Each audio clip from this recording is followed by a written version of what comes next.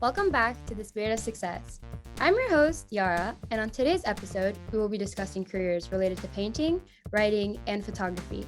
Today, I have the pleasure of speaking with well-known and beloved painter, author, and photographer Alice Williams. Alice is a self-taught artist who has been creating art of various forms throughout her life. Through her photography, art, and writing, she aims to uplift and spread the messages of unity in diversity, the importance of spirituality, the oneness of humanity, justice, and the elimination of all prejudices.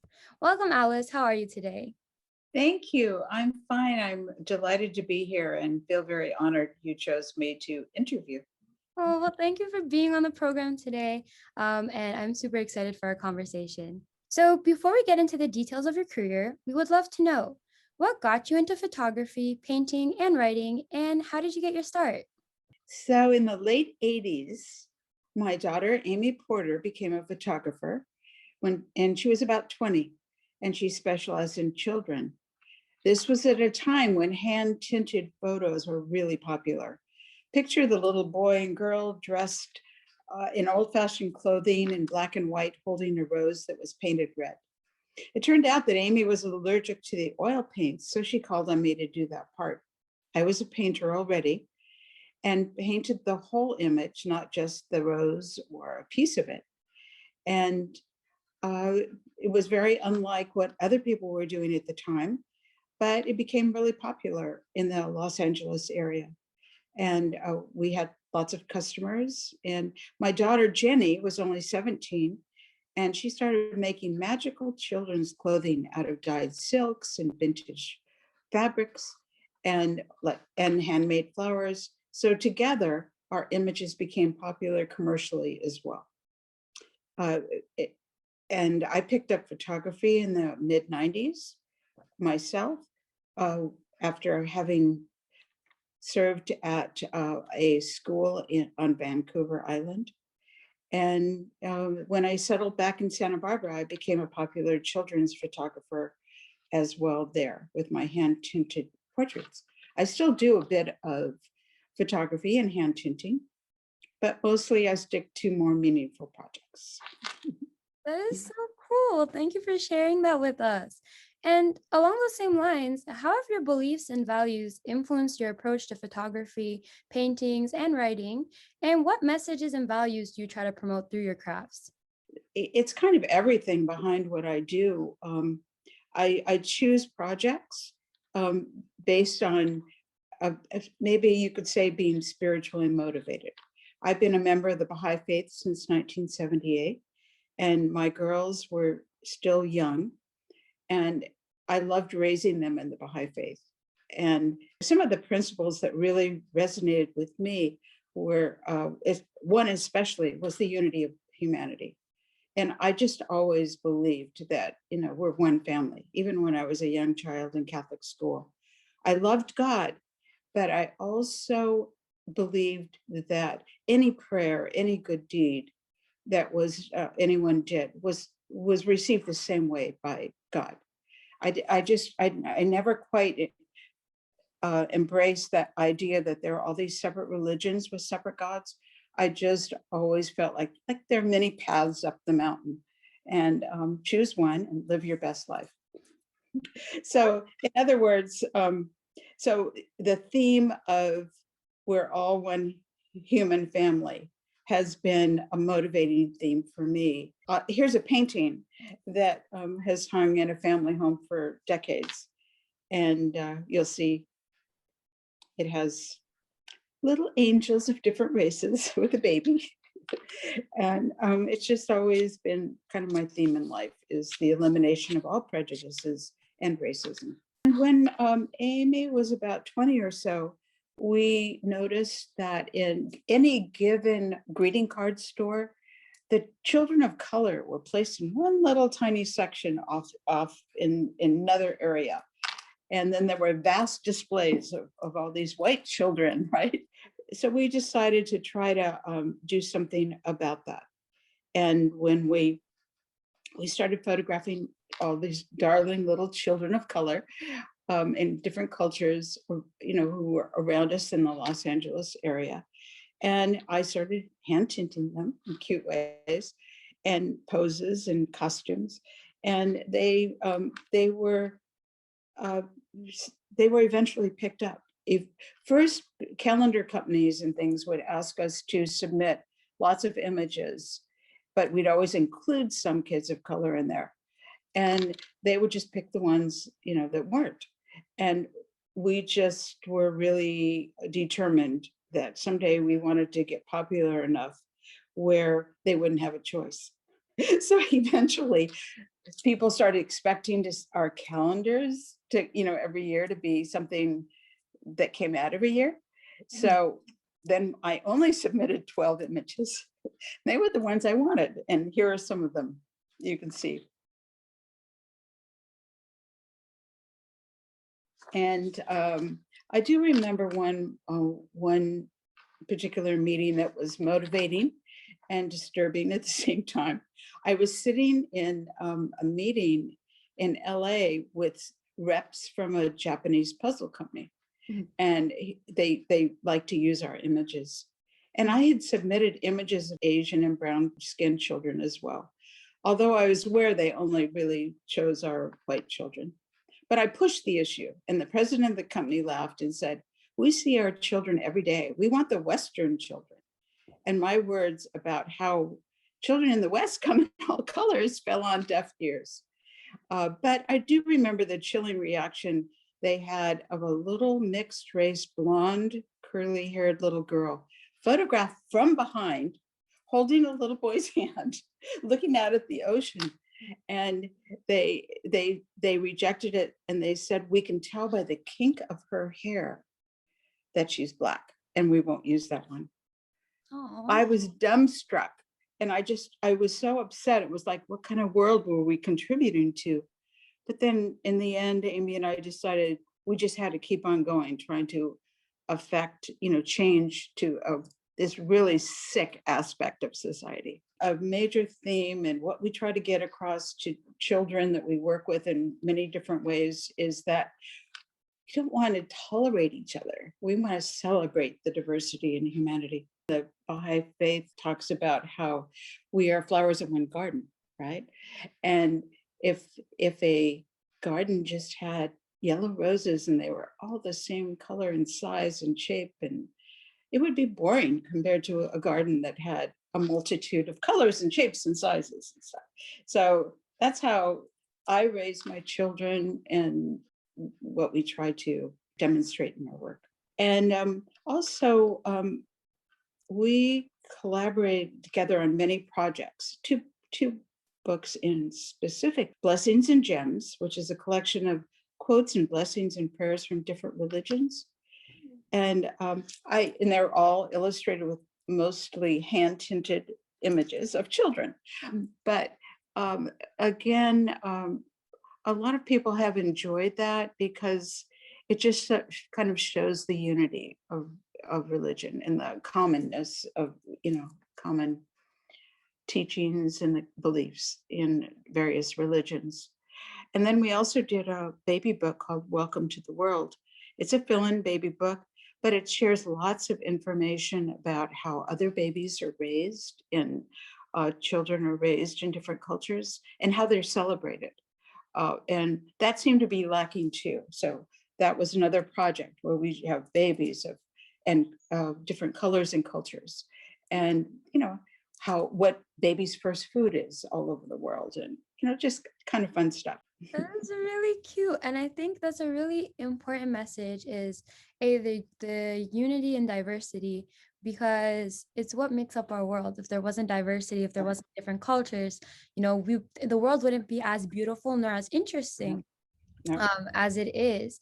And I think the other thing that's important is a lot of people look for representation of themselves in media, and with people like you and Amy who are willing to go and bring out those different cultures that exist in our world, that's more representation of different types of people, and they're then creating art that is reflective of our real world rather than just a portion of our world. You know what I mean? Right. And so to hear the whole process behind how that evolved and how your mission grew over the years. So kind of taking from that and talking more so along the lines of creativity and just creating art as a whole, what does creativity mean to you, and how do you bring together creativity and spirituality? Honestly, in my life, I've had to, during the times in my life where I was supporting myself through my art, I sort of had to create art for the customer, right? It never felt like art, but it did help finance the next project or pay the rent or whatever. But I painted a lot of koi ponds and things like that as floor cloths or murals or uh, paintings and lots of things, whatever the customer wanted, pretty much, is what I did. So I don't feel like that was really a creative or spiritual process. Um, but eventually, I was able to uh, really create art kind of that came more from my soul, and that really came more from a thoughtful process. Yeah. And oftentimes when the writings in the Baha'i faith are very picturesque. There are just so many references to gardens and whales and seas and just beautiful things that I'm a very visual person, obviously. And just feels inspirational. So that's kind of what has driven me to combine, create, or really try to become more spiritual in my creative process. It's much more satisfying to do. And I don't know, there's just sort of that aha moment at a painting will reach where it's like, okay, that that says what I want to express. I always envied artists who were able to just paint from their soul. It was just something that was totally foreign to me. I was just used to painting, vines and roses on a bedroom wall or furniture or something, but nothing from my soul. So that's been something that's happened the last few years, 2 or 3 years, especially. And during the pandemic, it was a time for me to really produce and really be creative. So it was a quiet time. My calendar days were pretty empty, and those were the good days. And and so I would just be free to just play. I had paints and I had canvases, and that's when I decided to really delve into the book project. One thing that has been really nice is now that my paintings are more meaningful to me, or they come from a more meaningful place, is that I was able to do art shows, like in the community where I live in Camarillo, like monthly art shows. And that was really sweet because for once I had art that had a story behind it. Prior to that, I didn't, not necessarily. And so people might be admiring a painting and I'd say, would you like to hear the story behind it? And for instance, I have a series I call Dancing Trees, Mhm. and the trees are kind of people, and they're people of different color in a painting, as you'll see by this image, and they're dancing, celebrating some I kind of call "Here Comes the Sun" kind of thing, but then I get to explain my view on celebrating the diversity in the world and sometimes go into depth. Some of my paintings actually have a prayer or like an illustrated prayer, like this painting. And this one is called A Broken Winged Bird. And we have this beautiful prayer that talks about this is a broken winged bird and my flight is very slow.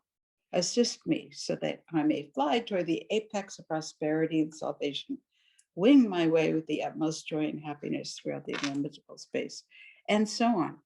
And it's just who among us doesn't feel like a broken winged bird sometimes, whose flight is very slow.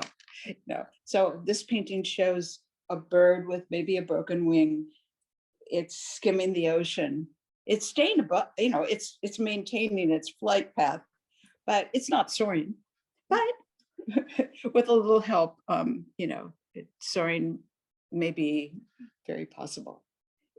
And so, that's just one, but many of my paintings have a spiritual message behind them that is fun to talk about. So, yeah. I love hearing that. It's always really cool when there is actually some type of story or connection behind the art. And you brought up a point that I think resonates with a lot of people, especially those that are really passionate about art. Is the idea of creating art that you might not necessarily feel is art or that doesn't connect with you, but that you're being asked to make for somebody else until you find that place where the art that you're creating really connects with you and sits with you and you're like, yes, this is my art, this is my style, and this is what I like to draw. um, and so that's really inspiring, I think, for these artists that feel the same way, which is a lot of people, um, to hear that, eventually as you keep going at it, you find what makes you happy, to paint, to draw, to illustrate, and what really is your style and your calling in art to create pieces that have a certain message or a certain theme or, different things like that. So that is a big part of what plays into creativity and what does I think finding your creativity, like finding your voice, but finding your creativity, what is it? What is exactly what makes your art yours? You mentioned the book series that you've been compiling, which is paintings that you've made based on the quotes from Abdu'l-Bahá, who is the son of the messenger of the Baha'i faith. Um, and so, uh, what inspired you to begin creating these books, and can you tell us more about them? Yes, I'd love to. So, so far, I've done two out of a series of three. Abdu'l-Bahá was not a prophet himself, as his father was, Baha'u'llah. He was given to us as an example in our lives. And the teachings and the writings of are especially relatable to me and to lots of people. And in fact, it's this year is the celebration of the 100th anniversary of his passing. And so I got this idea to do a series of little books illustrating his quotes with my paintings. And that was so that's how I spent my pandemic months, really. And it was really just so wonderful to work with these beautiful words. For instance, one quote is, "Where there's love, nothing is too much trouble, and there's always time." Many people are not particularly interested in religion per se, but I think they really are in need of spiritual nourishment and really craving it, especially this past year. So I picked out, I think I have 56 pages of illustrated quotes in each book. And so I've just picked out quotes that are, people can really either find solace in or encouragement or hope or, love or a new thought.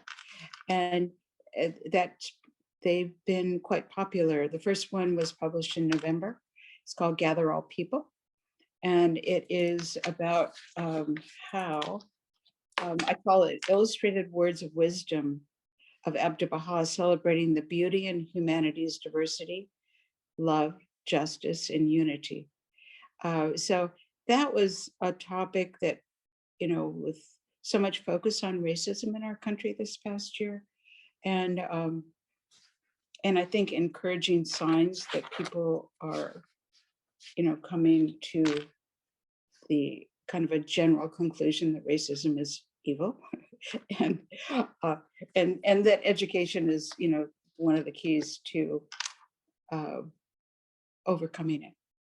So so that's one of the books, and it just has lots of quotes and prayers and little lines about unity and diversity and celebrating our diversity.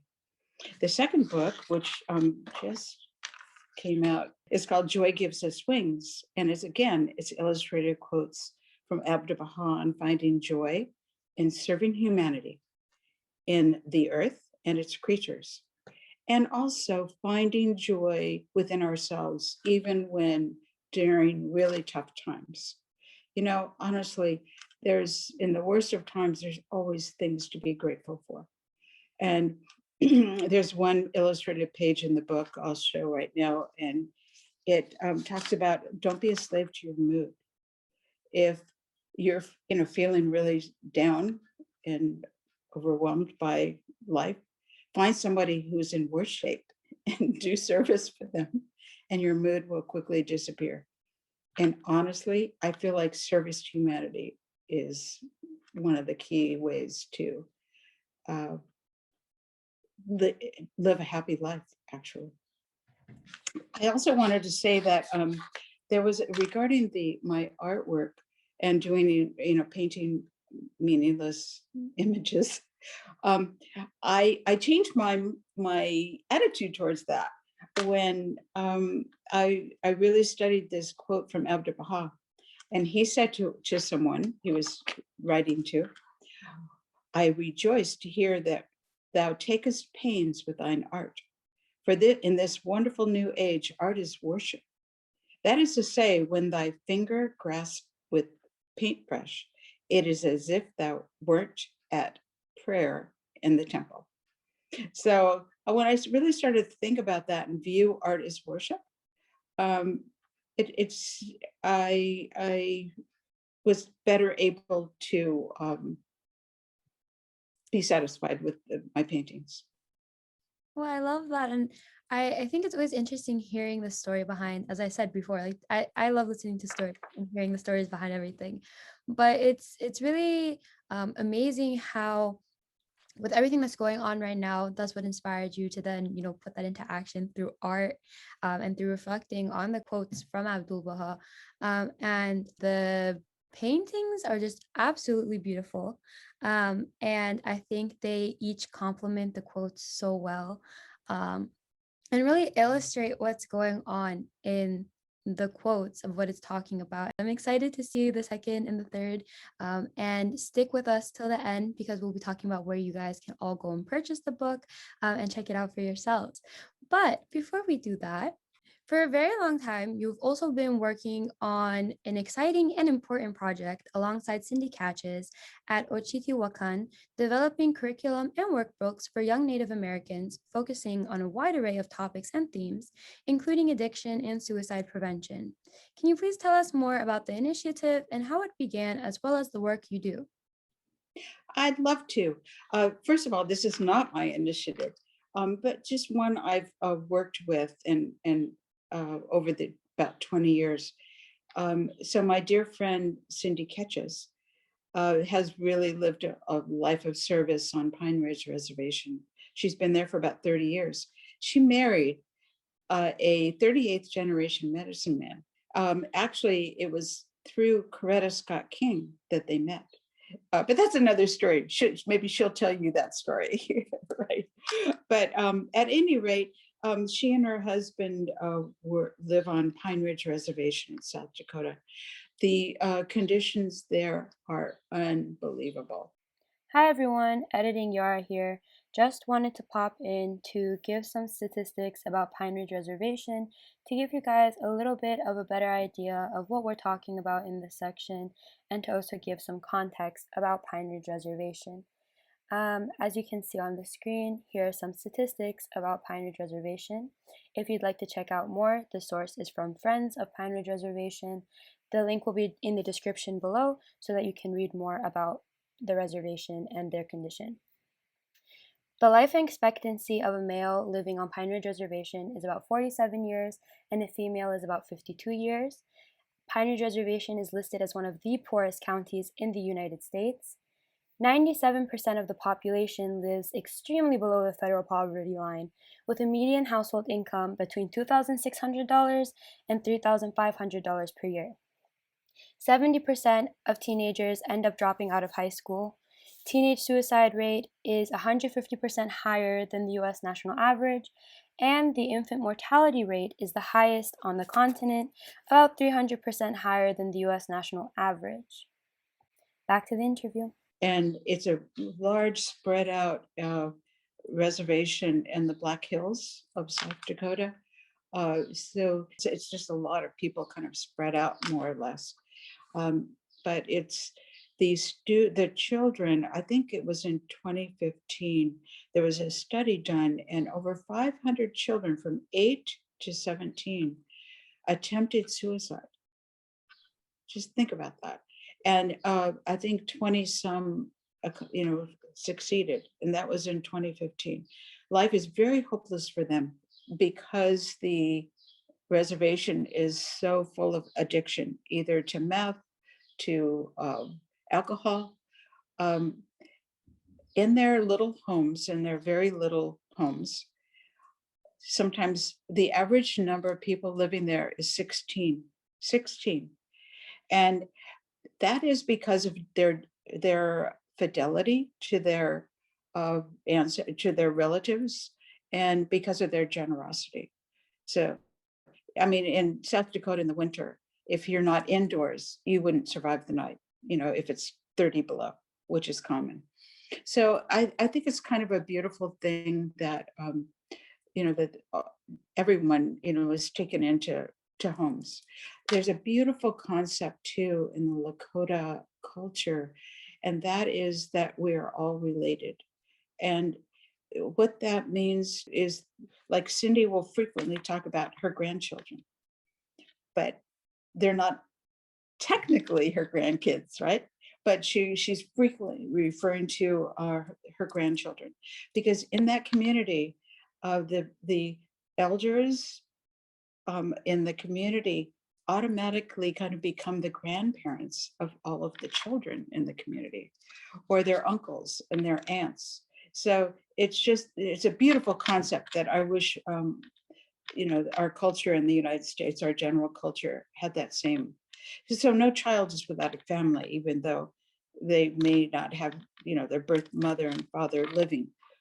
So I just love that concept.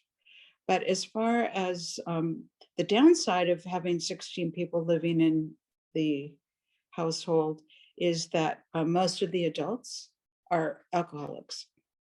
So that if you're trying to sleep for school, you get some rest for school the next day, and the only heat source is in the living room fireplace of some sort. And there are people around you who are drunk, you're not going to get a good night's sleep. That's to say the least.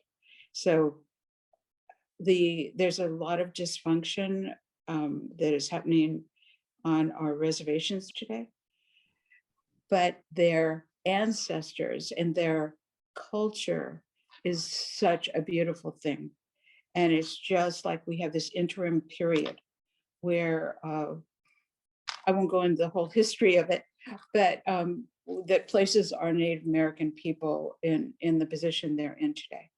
So most of all, our curriculum and our all of the work we do is geared towards children, because that's where we can make the most difference. So that's a great place to start. If they start in kindergarten knowing that they are a sacred being, and that's what children are called in the Lakota language, sacred beings. So if you start out believing that, and also being exposed to the beauty of their culture, where the earth and all of its creatures, that everyone is related. It's a life that we could all learn so much from. Going back to the curriculum that we've developed, we've been working on it for a number of years. Cindy and her husband Peter, who's now passed away, were able to get grants from our government for the prevention of addiction and suicide among young people. So we have developed curriculum that for classes from kindergarten through 8th grade. And then this summer, we're hoping to get the funding for high school as well. And in this, I think the goal is they're called life skills for the young Lakota.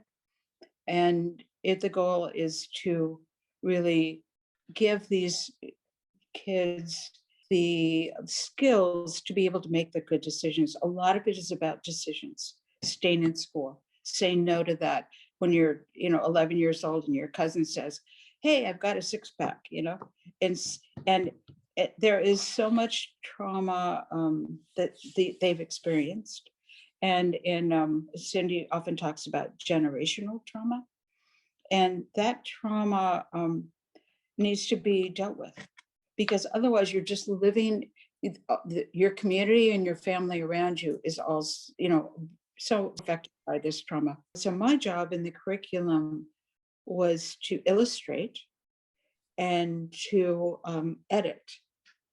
So it's one of those things, along the path in my life, you pick up skills that you weren't expecting to pick up. I was hired as like a secretary at Scripps Clinic and Research Foundation in La Jolla in the Department of Immunology. And that was in the early 80s. And I just did it to pay the rent. And along the way, I picked up preparing grants and also editing grants. So I assisted the editor of Scripps Clinic and Research Foundation. So, I picked up some skills that were valuable later in life. So you just never know who you're going to meet along the way, even if it's an unexpected path. I think there's an analogy we use in the curriculum of a river, a flowing river. Maybe a couple of big boulders will run in, fall into the river. And from the river standpoint, it's like, bummer, there's a boulder blocking my way. I had this wonderful course going, and now it's been altered. But in reality, that is where you're going to find waterfalls and rivulets, and oftentimes the most beautiful part of the river. So if we could just view the changes in our life that weren't expected, that aren't welcome, as opportunities for growth, for spiritual growth, for emotional growth, for physical growth, for mental growth.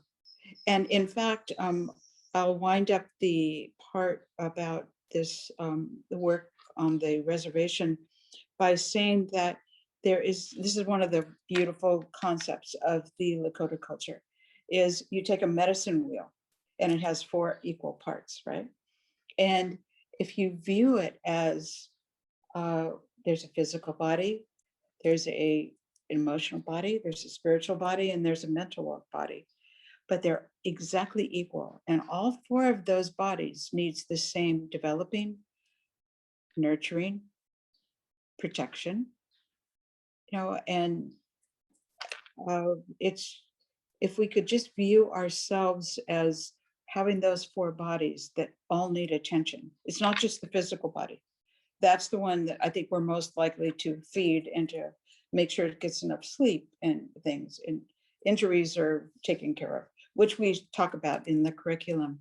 But that our emotional body is real too, just as big of a section of our life, and our mental body and our spiritual body. So our curriculum goes around what we call medicine wheel a number of times, say 14 times in a year.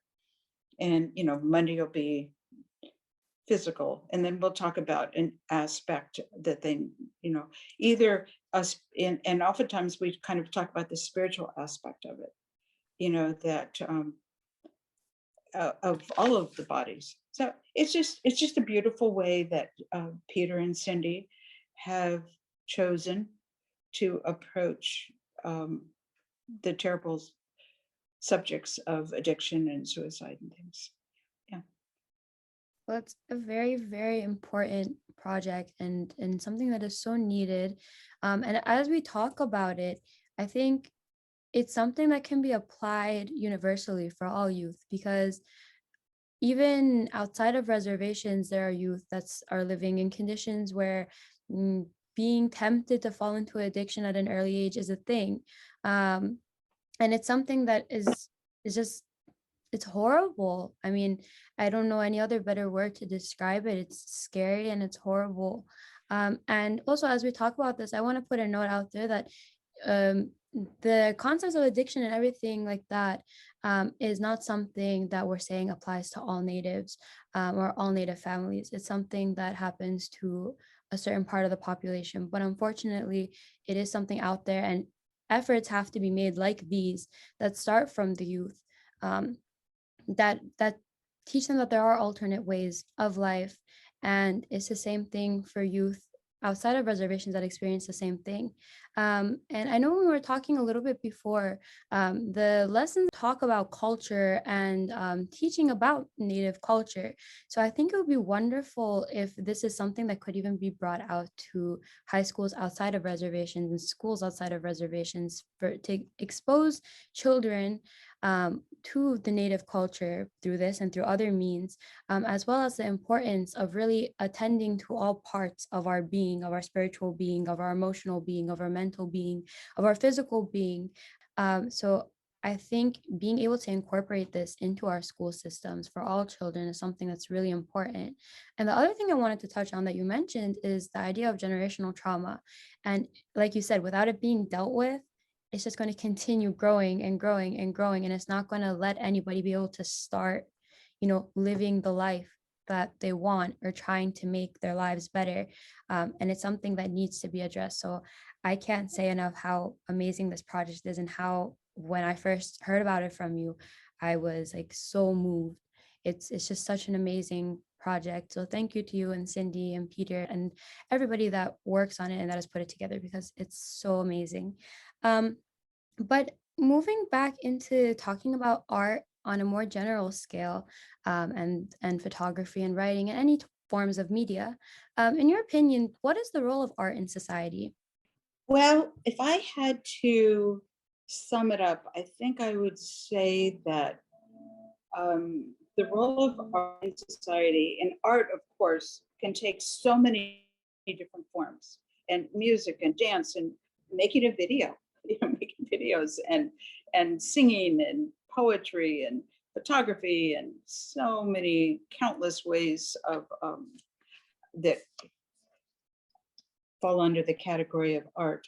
I would say that when I think about this, I think that art is at its best when it maybe attracts, engages, expresses, and affects. Those are just four words that kind of came to me. I think I like to think, for instance, I do art with uh, children from Central America at a children's refugee center in Los Angeles. And that art is sometimes it's for fundraising, but lots of times it's for just drawing attention, to these children and to their situation. I'm working on a particular project uh, that will hopefully hang in the Skirball Museum, the Skirball Cultural Center. I think they've expressed a little interest, but also other places. So in this case, I want my art to kind of educate. And I'm working on a project called the I Am Project. And Kathy Grammer, who has since passed away, started a project that inspired this called the I Am. She would do I Am exercises with people. In this case, I'm having small groups of children do a self-portrait, but around them have words in English, Spanish, whatever they choose, describing them. So it's yo soy, and then they'll have words around them, and just to, because the kids so far have been quite honest about it. So they'll say, I am, I'm beautiful and I'm smart uh, and I'm sad and I'm angry and I'm hopeful. And it goes on and on how they put the words around the images, describe themselves so far. But I think I just really, and their self-portraits have been quite interesting too. One girl insisted that she not have a face, Mm. you know, and one girl put down that she was hungry. So I've checked into that because we can't have any of our kids hungry. So I think, I'm not sure she meant hungry as in needing a meal, which pulled at my heartstrings. But at any rate, it's been, that's an ongoing project. So in this way, and then I've done, you see some images here where they trace each other's hands, and then I painted them in, and then they painted a flower, and then I cut it out of canvas and put it onto into a vase that I had painted. Just so I think in that way, art can raise awareness, and that goes for so many different causes. I think that I think when whatever art form it is comes from a place deep inside of you, that's the most satisfying to create and even to view. I love when, when I'm viewing, go to art shows and things, they're, even if it's not a style or colors or art form that I'm attracted to, when something is so beautifully done, even a movie, um, I can appreciate the integrity behind it. I think, like you mentioned, art in its role in society is that it can do many things. And what we've been talking about through the whole interview is why not have it be an uplifting message rather than something that brings us down and degrades us to our lower self when it is meant to and can be used to take us on to that next step. Right. So we've reached a very big question in the show of what does success mean to you and how has your definition of success evolved throughout your life and career? Very funny. Let's see. I don't think too many people would think of me as a successful person in the terms of success being financial success. I can't claim any in any way. I find it successful when I sell paintings that can then finance the next project, right? But and for me, I'm happy when I have enough. I've been around many people who are successful and have really miserable lives and empty lives and things. So I just like having just enough, whether it's the home I live in or I just, of course, want to be able to pay the bills. The years when it was a struggle are no fun at all. But as far as success, I have two lovely daughters I absolutely adore, who together with their husbands have gifted me with lovely grandchildren that I'm wild about. And that feels successful. A lot of extended family members and people I know would see my life as kind of full of failures and recoveries, not success. But rather than think of myself as a broken winged bird whose flight is very slow, I've learned to look at the hard times in terms of this quote from Abdu'l-Bahá. I love this one.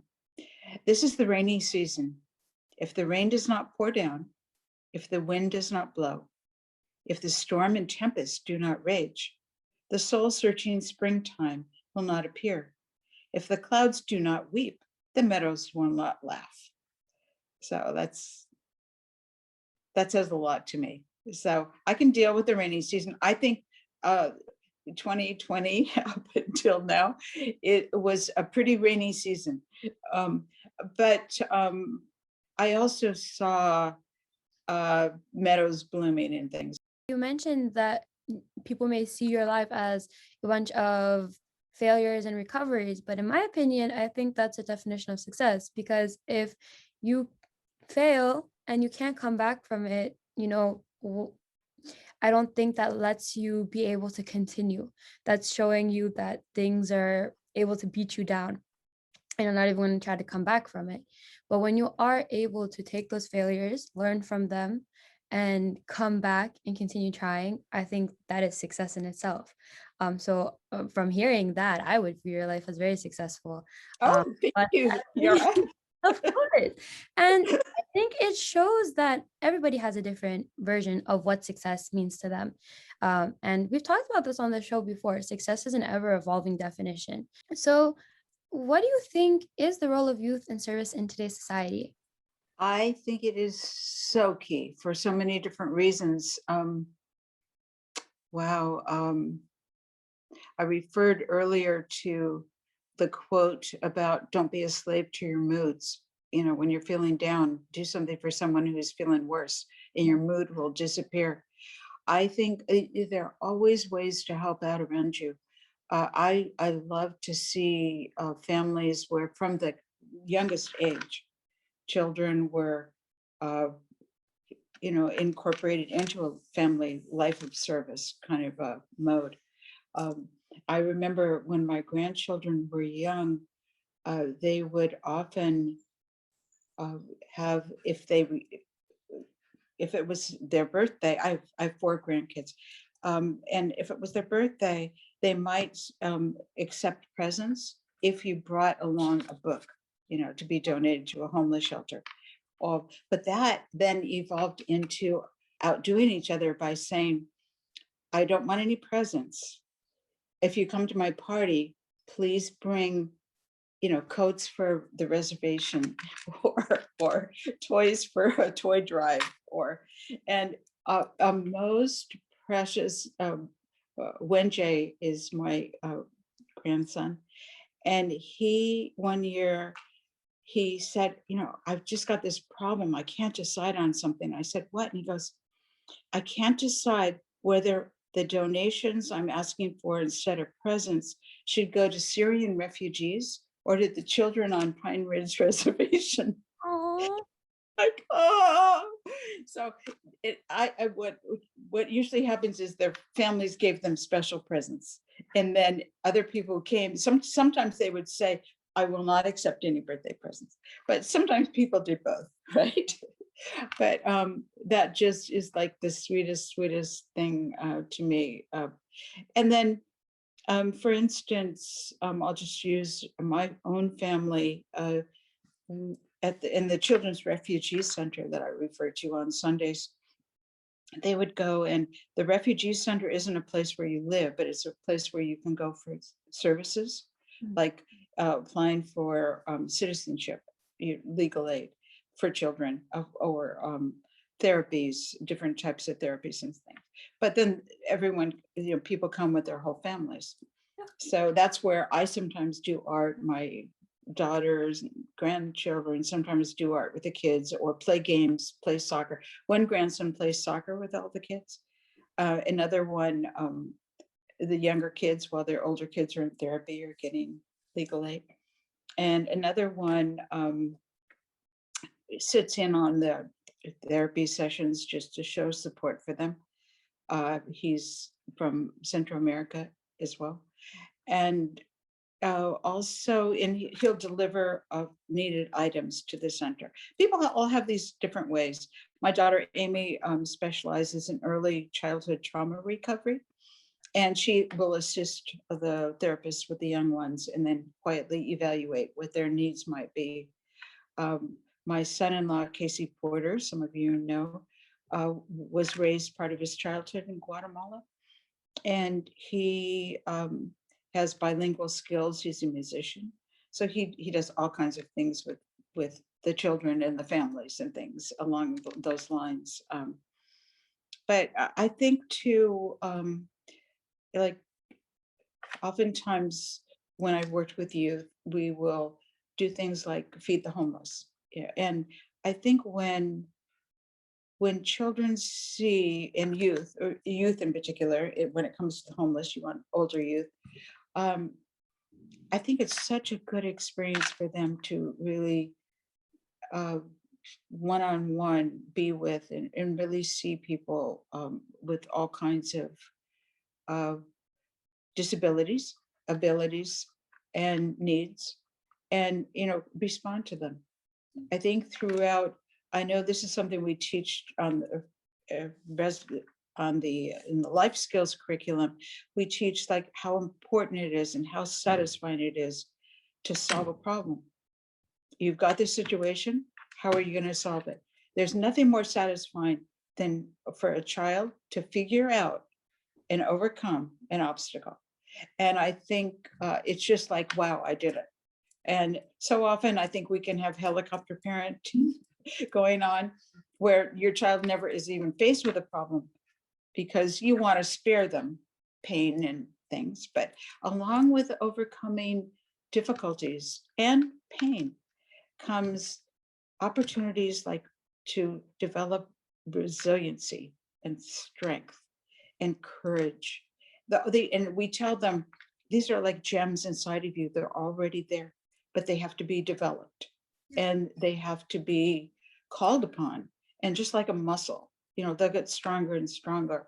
And I think, all of us have experienced as children, as parents, being totally afraid of something and then doing it, and like learning to swim, or,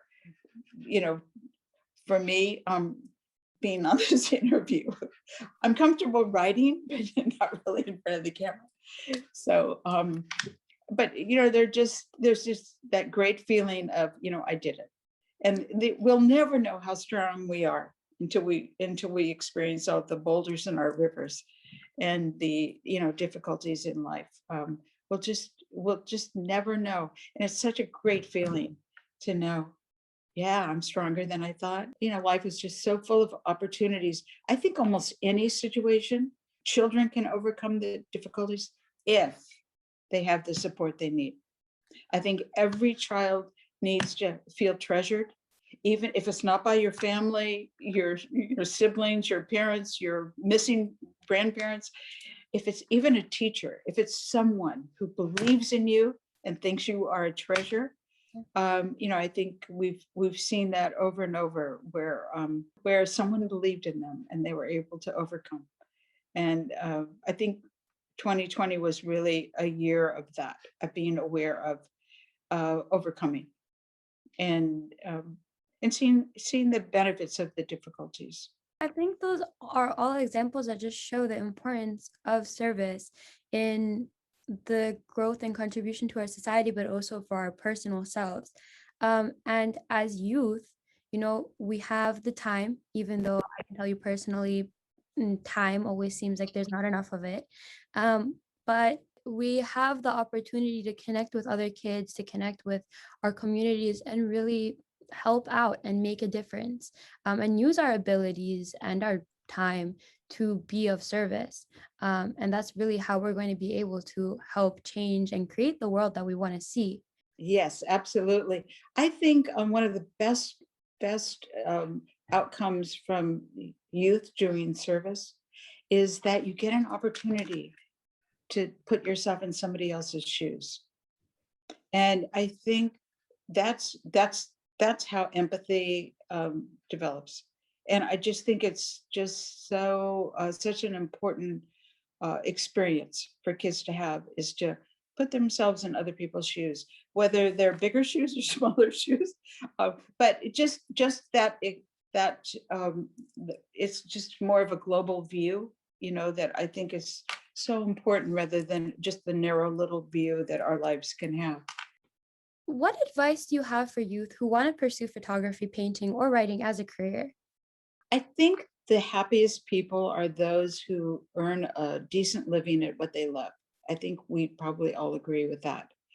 But as a single parent providing for my children, I found the most stressful and unhappiest were the times when I struggled to provide for them through my art. In the Lakota culture, there's a saying, "Wo Lakota," which means balance in all things. And I think that that applies to life as well. If you have chosen to marry, to have children, and you've also chosen to be an artist, that can be difficult. There are going to be seasons and times when your music or your art or something is more popular. I guess my advice is educate yourself.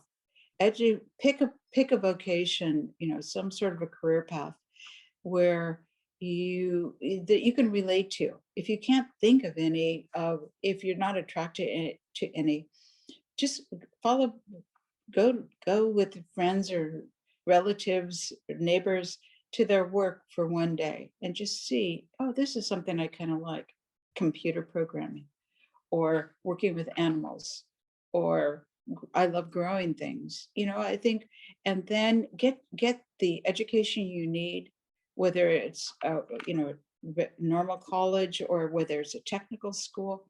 Get yourself equipped, because it's really not a good, happy place to be when you can't provide for yourself and for your family.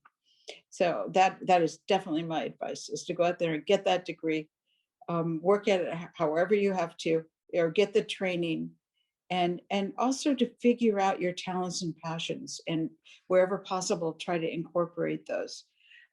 Oftentimes, even when I was editing grants, for instance, I found that I could use my art, in designing fundraising brochures, or and one thing would lead to another, and so at least there were some jobs, and more than others, there are times to incorporate your art. Certainly, if you're an architect, or if you are designing websites and things, or Yara, you're creating these wonderful videos. That's an art form right there. And so if you can, I would say just figure out what you love, and gain the skills to secure a job that can support you and your family. And then most of all, live within your means, with an emergency fund to boot, right? I think especially the idea of testing out different options for careers, especially if you don't know what you want to do exactly, or even if you do know what you want to do exactly, when you go and you get like hands-on experience with it, or even just getting to watch it, observe it, I guess is a better way to put it. You may find something you absolutely love, that you never knew that this is what it actually looks like behind the scenes of a certain type of job career. But you may also find out that that thing that you were passionate about pursuing is actually something you don't really like. How it, actually is carried out, or what the actual job setting, of it looks like. So I think on both ends of the spectrum, that's really valuable advice that you should put into practice. And we've talked about it on the show before as well. So I think that just shows the importance of really trying to do that as soon as possible, when you have an idea of what you want to do, and when you don't have an idea of what you want to do. Right. So before our episode ends, do you have any additional words of encouragement or advice you'd like to share with our audience? Oh gosh. Well, I'm kind of overwhelmed by you're just a teenager. I'm just so impressed with your maturity and uh, your work ethic, and Thank you. this whole project. I do have to say that I just can't imagine what this world would be if we had more of you. Oh, And I can't see what you do with your life in the future, but my goodness sakes, I'm completely impressed and honored to, that you chose me to interview. Oh, I really appreciate it. And it's been a pleasure speaking with you and getting to learn more about the world of painting and art and photography and writing. So thank you so much for your insight and advice today. To learn more about Alice and to check out her work, visit her Facebook at alice.williams.7161 and contact her by email at alicewilliamsphoto@yahoo.com for any inquiries. Alice has been working on a lot of upcoming and currently released projects, including the newly released illustrated book in her Quotes from Abdu'l-Bahá series called Joy Gives Us Wings, and her upcoming third installment called Illustrated Words of Wisdom and Healing. Would you like to share more about these projects with us? The third project is about healing, but not just illnesses of our physical body, but also the healing so many of the diseases in our society, like prejudice and racism and social injustice. Um, and so Abdu'l-Bahá, even though he wrote more than 100 years ago, these quotes, they're so applicable today. So many of them have to do with racism and inequities. With all three of these books, what I want the reader to get out of it is spiritual nourishment. I think we have so little of that, and meditative quotes that can maybe resonate with us throughout that day or throughout even our lives. That I love the aha moments. I have a couple of paintings that I did of the aha moments, where even at my age, practically daily, I have an aha moment like, whoa, oh, I never thought of it that way before. So that's what I would like people to gain from the work I do.